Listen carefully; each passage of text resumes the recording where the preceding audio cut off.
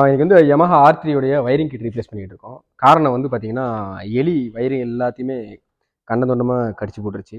பார்த்தீங்கன்னா, ஏற்கனவே வந்து பார்த்தீங்கன்னா, சேம் ப்ராப்ளத்துக்கு நம்ம வந்து பார்த்தீங்கன்னா, வயரிங் கிட் ரிப்பேர் பண்ணி கொடுத்தோம். பட் இந்த தடவை வந்து பார்த்தீங்கன்னா, ரொம்ப யூஸே பண்ண முடியாத அளவுக்கு கடிச்சு போட்டுருச்சு.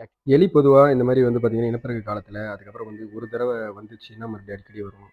அதுக்கப்புறம் வந்து வெஹிக்கிள் அடிக்கடி நம்ம எடுக்காம ரொம்ப நாள் ஒரே இடத்துலயே வச்சிருந்தோம் அப்படின்னா, இந்த மாரி தான் மோசமா பண்ணி வைக்கும். ஸோ இந்த மாரி கண்டிஷன்ல நீங்க உங்க வீட்ல வந்து வண்டிய சுத்தி எலி நடமாட்டம் இருக்கு அப்படின்னு நினைச்சீங்கன்னா, ரேட் ரெப்பலண்ட் அல்லது தலைப்புயல்னு சொல்லுவாங்க இல்லைங்களா? அத வச்சு புதுசு மாத்திக்கிட்டே இருந்தீங்க அப்படின்னா, அந்த எலி தொல்லை இருக்காது. ஸோ இந்த Yamaha R3ங்கிறதுனால பரவால்ல. இந்த வண்டியில வந்து பார்த்தீங்கன்னா, இந்த வயரிங் கிட்டோட காஸ்ட் கம்மி தான். Ninja 300 வயரிங் கிட் எடுத்துக்கிட்டீங்கன்னா, கிட்டத்தட்ட ஒரு ரூ. 50,000 மேல வரும். இன்சூரன்ஸ் பாலிசியில வந்து பார்த்தீங்கன்னா, பம்பர் டு பம்பர்ல ரேட் பைட்டும் வந்து கவர் ஆகும்.